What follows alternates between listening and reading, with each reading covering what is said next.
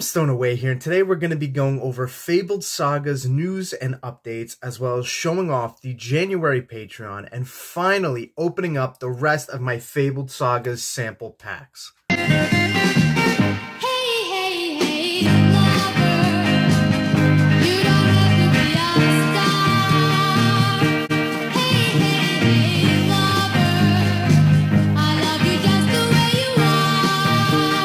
So starting off with some sad news, after March, all Patreon cards will no longer have the acrylic cases and seal sticker. So after March, say goodbye to these beautiful display pieces. Reason being, since Beckett, CGC, and some other grading companies are now finally grading Fabled Saga cards, and the prices of these cases being so expensive, Fabled Saga is officially walking away from packaging their products like this.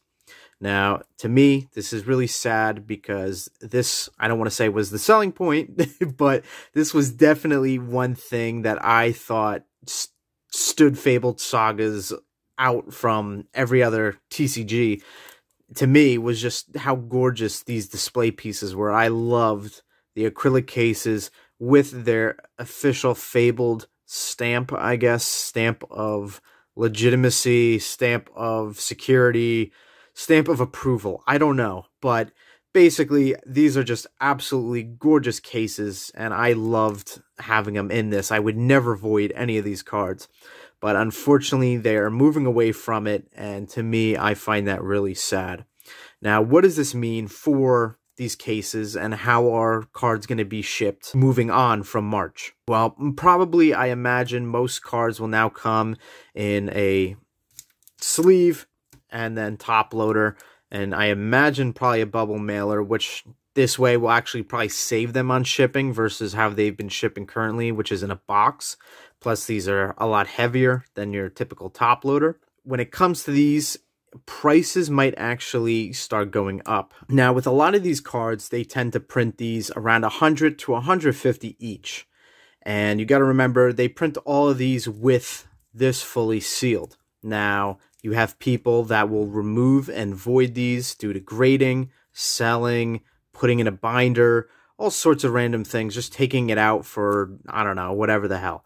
But because of that, there might only be a few, probably a lower population of these still in the acrylic cases. Now, what that means is, well, scarcity creates value. When you have people voiding these, removing the card out of the acrylic case, then possibly these acrylic cases with the card still in there and the sticker still on could increase value. This is maybe a collector's eye saying this, you know, like a collector would want to have this fully sealed. Maybe not, who knows? But it's a possibility that this could probably go up in price due to the fact that they are done with the acrylic cases, and a lot of people are voiding the cards. You know, if you have this card right here that's been printed, like, say, 100 times, and you have 30 people that voided it to get graded, you have another maybe 50 that voided it to put in binders, now you only have, what? If I'm doing my math right, that's 20 cards that are still left in the case, like this. So then you have a population of 20 like this, which is crazy. So, you know, it all depends. Who knows where that will exactly go, but there's a chance that these could tend to go up in price due to the fact that more people are voiding the cards. Now, with that being said, Fabled Saga has now come up with a new redeem lottery type thing. It's a little hard to understand. I still don't know, and it's still in the concept phase, but basically, they are going to be releasing cards in the form of relic redemptions. And from what I understand, the Relic Redemption is an art card that can be redeemed for something. Something along the lines of, you know, maybe an exclusive promo card that you could get at a convention, or maybe exclusive access to, you know, products, maybe early or specific products. Just something that you could get and redeem for something special.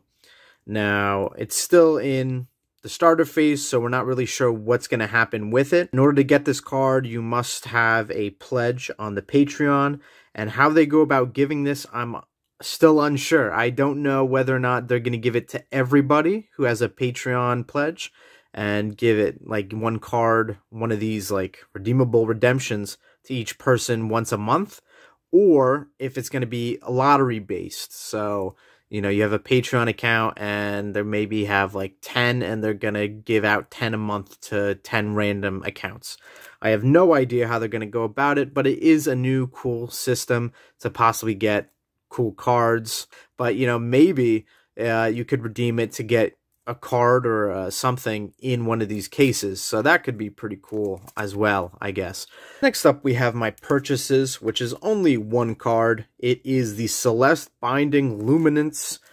I don't know if I even pronounced that right. Maybe I did. But this is the final Concept Wave 1 card that I needed, and I finally bought it. Overpaid, like, insanely. But spent $70 on this. A $50 card. That's usually where they're going around, the Concept 1 cards. But paid $70 for it on Whatnot, and that was just a terrible experience. Never want to do that again, but just glad I have the card. I can move on now, and yeah, I finally have one of these. So moving into the January Patreon, we have Sophia Wins Grace card. Now, it has 3 different alt color versions based on the bunny and the firework of the bunny. This one is the Pink Rabbit, which has a population of 125. There's the Gray Rabbit, which also has a population of 125. And then the Brown Rabbit that has a population of 75. So, nevertheless, a really gorgeous card and really cool that it is the month of January for this card. So I'm assuming the fireworks are representative of the new year. So a really cool design, really lovely card. Next, we have the signature version. Now there are 2 alt colors for this. There's the Gray Rabbit with the gold sig, which is this one. It has a population of 165. And then you have the Brown Rabbit with the green signature, and that has a population size of 10. So, unfortunately, we didn't luck out with that one. And that one, I believe, goes for about $300. So, a pretty expensive version. Finally, with that out of the way, we can move on to these sample packs. Now, I'm going to be opening all 7. These 3 were the first ones I got, so I kind of put them away. And we're going to finally open those, see if we can get anything. If I was lucky, you know, in the first original 10 that I bought. And then I also bought 4 more. Each of these were $20 each, so pretty decent price, because usually these tend to go for about $30 each. So we're going to be opening 7 packs. Now, if you kind of forget what the rarity of these are, you have 4 different rarities: Basic, Mystic, Parable, and Script. Basic has no holo. The Mystic has a holo, Parable has a crazy holo, and Script has a crazy holo with signature. So let's get into these packs. Now, one thing I nearly forgot was how difficult these are to open and how scary these are to open, because that one cut could possibly cut a card. But we will slowly get these open and spoil it already. That wasn't enough. That was not enough to cut it. Shoot. We keep cutting. We just keep cutting. Alright. So, hopefully no one saw what was back there. We got the Moonberries card, the Aria's Field of Wishes, and a Mystic Basking Robin's Flavor of the Month, Radiance of Celeste. Wow. So we did actually pull this, but oh my goodness. We did actually pull this card, but still a really nice card to get. Not mad at all. Now, the one thing I'm a little curious on is whether or not these packs are weighable.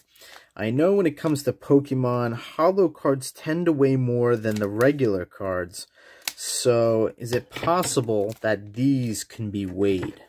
Not too sure, but it is a little scary, especially if you're buying them, because you don't know if someone weighed them or not. But anyways, we got a Elflock Mumsy card. I think that's the first time I ever pulled this. Wow, and an Oddling Simon. First time ever pulling this card as well.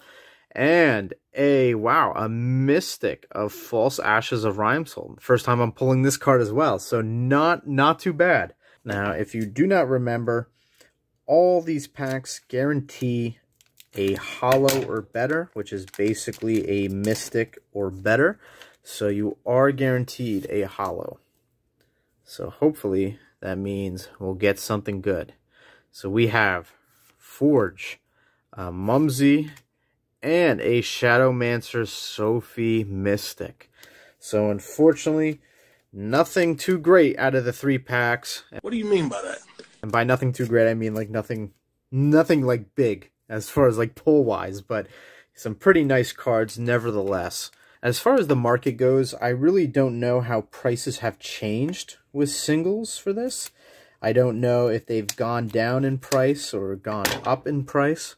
I'm hoping they've gone down so I can possibly create a full set of this. Minus the scripts, because there's no way I'll be able to afford that. But very nice cards nevertheless, and wouldn't mind a binder full of these. So 2 Magic Kids and Sophie again. For some reason, we just can't get rid of her.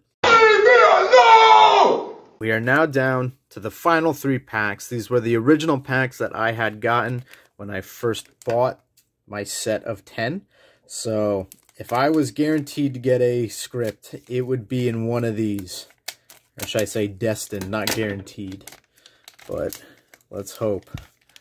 Haven't really seen too many scripts be pulled, so kind of hoping that something changes. Wow, 3-Leaf Song. I've never seen this card before. A gorgeous card.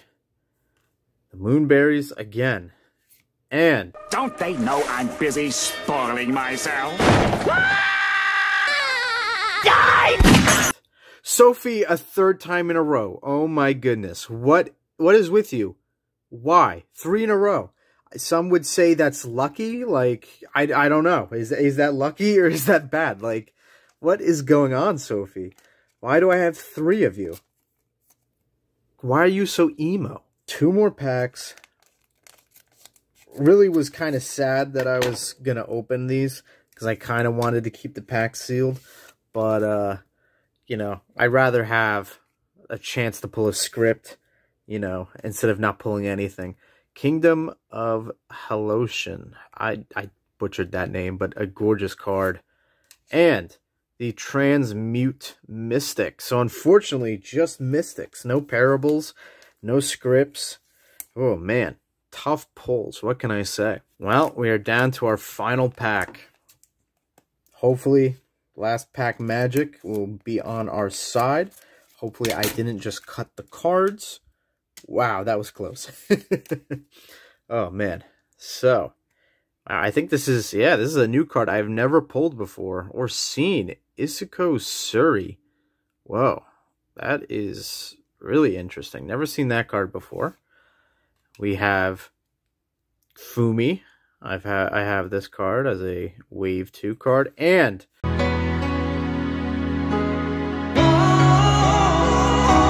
Transmute again. So, unfortunate. Every card has been a Mystic. No parable, no script. And that just shows how hard it is to pull those cards. I mean, who knows? Maybe the packs are weighable. No clue. But look at this. Crazy hollow. But nevertheless, pretty nice cards. Unfortunate that we couldn't pull anything. But still pretty fun.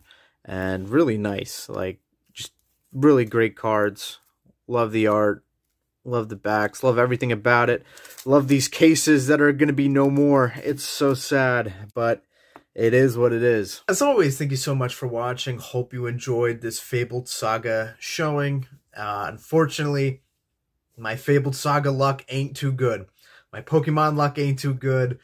The status of my figures ain't too good. And now my Fabled Saga pulls ain't too good. So, not really lucky right now. Apparently, my luck has hit rock bottom. But nevertheless, still a fun opening. Really enjoy opening these cards and trying to pull some really crazy stuff. But anyways, hope you enjoy. And now it's time for me to make out with my Celeste.